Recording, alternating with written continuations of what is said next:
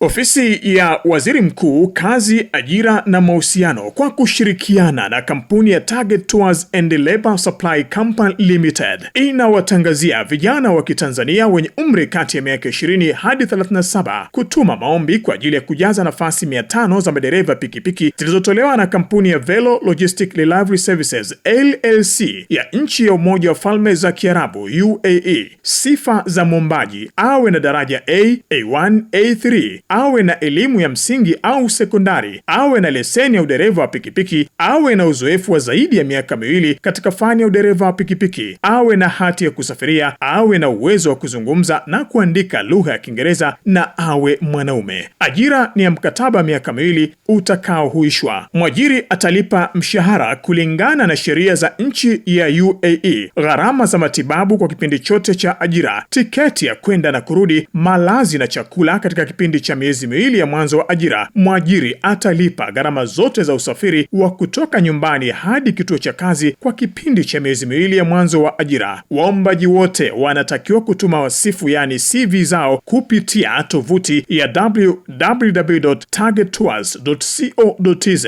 info@targettours.co.tz. Baada ya kutuma maombi hayo, unapaswa kujisajili katika tovuti ya www.jobs.kazi.co.tz. Usaili utafanyika tarehe 19, 20 na 21 Januari 2025, Dar es Salaam, Lumumba Kariakoo, jengo la Tahmid, ghorofa ya pili. Tarehe 22, 23 na 24 Januari 2025, Mwanza, jengo la Exim Bank, ghorofa ya 3. Na tarehe 26, 27 na 28 Januari 2025, Tanga, jengo la Anjuman. Tangazo hili limetolewa na kitengo cha mawasiliano serikalini, ofisi ya Waziri Mkuu, Kazi, Ajira na Mahusiano. Bana, kama ambavyo mmesikia, hilo tangazo linaongea vizuri kabisa. Kwa hiyo wale ambao mnadhani mna sifa za kupata au kuchangamkia hiyo fursa kwenda katika Falme za Kiarabu UAE, basi mnaweza mkawasiliana kwenye namba hizo. Lakini kwa wale ambao wanatokea mikoa ya kanda ya Ziwa,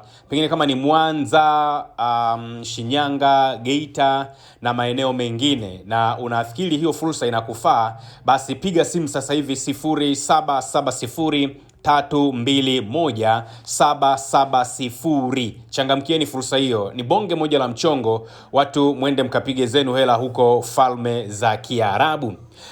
Sasa ninaambatanisha ripoti hiyo na taarifa ambazo zinatokea pale nchini Urusi pamoja na Ukraine. Bwana, Urusi hawapoi. Yani mbele ya rais wa Urusi Bwana Vladimir Putin hakuna jiwe litaachwa. Urusi imemfukuza raia wa Uingereza ambaye anashukiwa kwamba alikuwa anajihusisha na masuala ya kijasusi akiwa katika taifa la Urusi, huku wanajeshi zaidi ya 200,000 wa Ukraine wameundergo a wall. Nafikiri nimewahi kuambia kuhusiana na, nikikwambia mtu ameundergo a wall ninamaanisha nini. Tuanze na hii ya Urusi imeamuru kufukuzwa kwa mfanyakazi mmoja wa kidiplomasia wa Uingereza ambaye anashukiwa kufanya kazi kwa ajili ya vyombo vya ujasusi vya Uingereza. Idara ya usalama ya shirikisho la Urusi FSB imezungumza kwamba bwana huyo Gareth Samuel Davies, katibu katika ubalozi wa Uingereza mjini Moscow, amekuwa akifanya kazi kwa niaba ya idara za siri za Uingereza. Ndio maana nilisema hakuna jiwe litaachwa. Wizara ya mambo ya nje ya Urusi ilisema ilimuita kaimu mkuu wa ubalozi wa Uingereza Donei Dhokalkia kumpa barua rasmi ya malalamiko na kudai kuondoka kwa jasusi huyo anayedaiwa alikaa ndani ya wiki 2, alikuwa anatakiwa kuondoka. Sehemu ya barua hiyo ilisema Moscow haitavumilia shughuli za mawakala ambao hawajatangazwa wa huduma maalum za Uingereza katika ardhi ya Urusi, na kuongeza kwamba serikali inazo sera za kutovumilia kabisa masuala yanayohusu usalama wa taifa. Naibu mkuu wa ujumbe wa Uingereza alikataa kuzungumza na wanahabari alipowasili na kuondoka katika jengo la Wizara ya Mambo ya Nje mapema tarehe 15. Uingereza na Urusi kwa muda mrefu zimekuwa na uhusiano wenye mvutano mkali ambao umekuwa ukiashiria kufukuzana kwa wanadiplomasia mara kwa mara, na mara nyingi kwa tuhuma za ujasusi. Moscow inaishutumu London kwa kuwa kichocheo kikuu cha mgogoro wa Ukraine, ikidai kwamba serikali ya Uingereza inafanya makusudi kurefusha mapigano hayo kwa nia ya kukabiliana na Urusi, mkakati ambao maafisa wa Urusi wanasema Uingereza imekuwa ikiufuata kwa miongo kadhaa. Kwa hiyo Urusi wamemfurusha huyo jasusi ambaye alikuwa anafanya kazi za kijasusi, lakini analiwakilisha taifa la Uingereza pale nchini Urusi. Sasa ni nayo ripoti nyingine hapa ambayo nimewaambia bwana. Unajua Rais wa Ukraine bwana Volodymyr Zelensky alimteua waziri mpya wa ulinzi katika taifa hilo la Ukraine. Na huyo ndio anayekuwa waziri mwenye umri mdogo zaidi kuwahi kuhudumu katika baraza la mawaziri kwenye serikali ya Ukraine.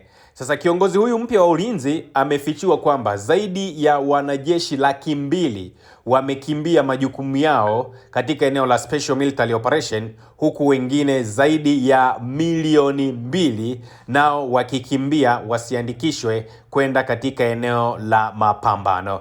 Ripoti yenyewe inamnukuu bwana Mikhail Fedorov ambapo amesema inakadiria kwamba wanajeshi zaidi ya 200,000 wameondoka bila ruhusa rasmi. Ndio maana niambia unasema wana undergo a wall na wamekimbia katika taifa hilo. Amezungumza hayo mbele ya bunge la Ukraine kabla ya kupigiwa kura kumthibitisha kuwa kiongozi mpya wa ulinzi. Fedorov pia anasema kwamba takribani watu 2,000,000 wa Ukraine wanatafutwa na hawa walikimbia kwa sababu waliofia kuunganishwa na huduma ya kijeshi. Jeshi la Ukraine limekuwa likikabiliwa na shinikizo kwa miaka kadhaa wakati linapojaribu kulinda nchi hiyo dhidi ya mashambulizi yaliyofanywa na Urusi. Hali kwenye eneo la mstari wa mbele imekuwa ni mbaya sana, ambapo wanajeshi wa Kiev mara nyingi wanajaribu kuangalia namna gani ambavyo wanaweza kuendelea kushikilia zile nafasi zao muhimu, hasa pale wanapopungukiwa na idadi ya wapiganaji, lakini pia kukosa silaha. Sasa sababu za kwa nini wanajeshi wa Ukraine wengi wana undergo a wall au wanakimbia au wanatoroka pasipokuwa na kibali maalum ni kwa sababu kwanza hali katika eneo la mapambano imekuwa ni ngumu sana. Hawana silaha, lakini pia Urusi wameendelea kukaza mashambulizi, hali ambayo inawafanya waweze kufikia level ya kukimbia. Na huyu bwana mdogo, bwana Mikhail, anakuwa ndiye kiongozi wa kwanza wa Ukraine ambaye amezungumza uhalisia.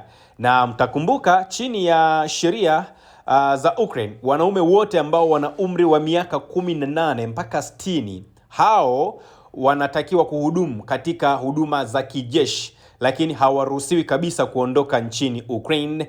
Na kufuatia tamko hilo la serikali ya Ukraine ni kwamba wengi wamekuwa wakitumia njia za panya kukimbia, ambapo ni kinyume na sheria. Sasa baada ya kukutana na Fedorov Jumatano ambayo ilikuwa ni tarehe 14 mwezi wa kwanza 2026, Rais wa Ukraine bwana Volodymyr Zelensky alisema kwamba mabadiliko makubwa zaidi yanahitajika katika mchakato wa usajili wa kijeshi katika taifa hilo.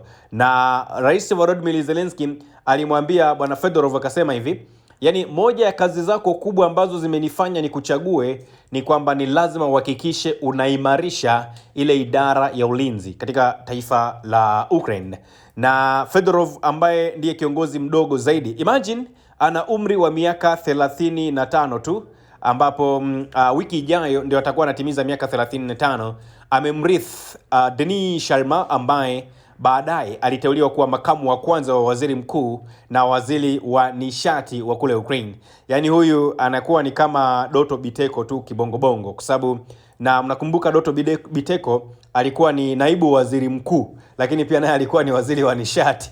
Kwa na kule nchini Ukraine huyu bwana mdogo anakuwa pia ni waziri wa nishati, lakini pia anakuwa eti bwana mdogo huyu Denis Sharma alitolewa kuwa makamu wa waziri mkuu, lakini pia anakuwa waziri wa nishati. Sijui bwana Volodymyr aliiga kibongobongo au imekaje? Anyway, sasa huyu Fedorov ni nani? Mapema alikuwa ni makamu waziri mkuu na waziri wa mabadiliko ya kidijitali, jukumu ambalo amelisimamia na miongoni mwa mambo mengine mradi wa Ukraine na mapambano na ndege zisizokuwa na rubani maarufu kama drone, ambao ulikuwa na mafanikio makubwa sana. Na moja ya changamoto ambazo alizizungumza huyu bwana mdogo wakati anazungumza na Zelensky, alisema changamoto kubwa sana ambayo alikuwa anakutana nayo ni kwamba teknolojia ambazo zinatumika nchini Ukraine ni teknolojia duni, teknolojia mfu, zinashindwa kuendana na teknolojia za Urusi.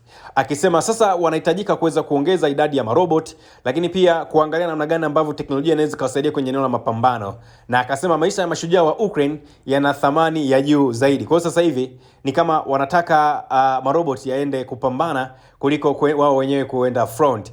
Tofauti ya Ukraine pamoja na Urusi iko sehemu moja. Urusi wao hawapeleki wanajeshi wao kupigana 100%.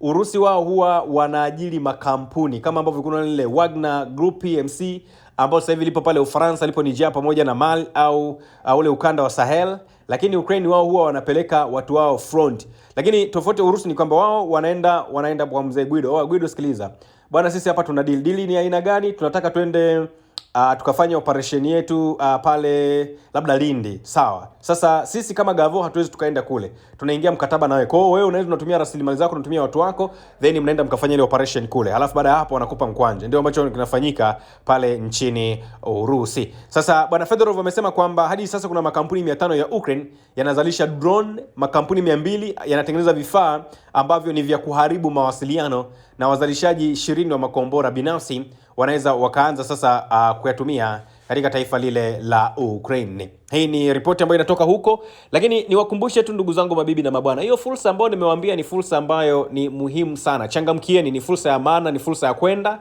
Kwa wale ambao mnatamani kwenda kufanya kazi kwenye hizo falme za Kiarabu, na kama ambavyo mmesikia, gharama zinatolewa na wanaokupeleka, sijui mambo ya passport, hayo ndio utashughulika. Mambo sijui ya police clearance form utashughulika. Mambo sijui ya kupima utashughulika wewe mwenyewe, kwa sababu hivyo ni vitu ambavyo vipo ndani ya uwezo wako. Lakini speaking about nauli ya kwenda na kurudi falme za Kiarabu, watatoa wao, watakupa hizo stipends nyingine ndani ya miezi miwili, hizo gharama za kwenda kazini na kurudi, wakati ukiwa unaendelea kuzoea mazingira pamoja na mambo mengine. Mnataka nini tena? Kwa wale ambao mko Mwanza, ninawakumbusha tena, namba ni moja tu. Pigeni simu sasa hivi 0770-321-770. Halafu mwambieni namba bwana tumepewa na mzee Alex Guido Mvinge. Wananielewa sana. Na mwisho wa siku watakupa hiyo fursa kama ukikidhi vigezo. Mwisho wa siku na utapata hiyo nafasi ya kwenda huko. Usisahau kusubscribe, like na kubonyeza alama ya kengele. Asante.